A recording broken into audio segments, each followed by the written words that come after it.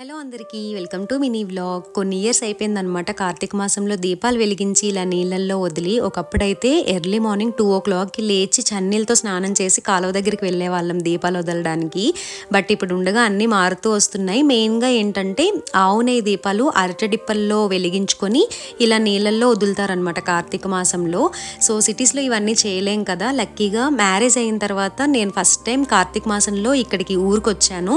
ఇంకా అందుకని నేను కూడా దీపాలు వెలిగించుకొని నీళ్ళల్లో వదిలి. ఇంక ఈ టెంపుల్లో ఏంటంటే నుయ్యిలోంచి మనమే వాటర్ తోడుకుని ఇలా డైరెక్ట్గా శివుడికి అభిషేకం కూడా చేయొచ్చు అనమాట. అవన్నీ చేశాను. అండ్ పౌర్ణమి రోజు మా మమ్మీ వాళ్ళకి నోములు ఉన్నాయి, నోములకి అక్కడే ఉన్నాను. ప్లస్ నేను కూడా ఫాస్టింగ్ చేశాను పౌర్ణమి రోజు.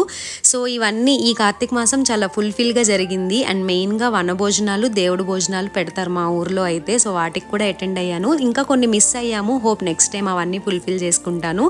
And see you all in the next video. Please subscribe my channel. Bye.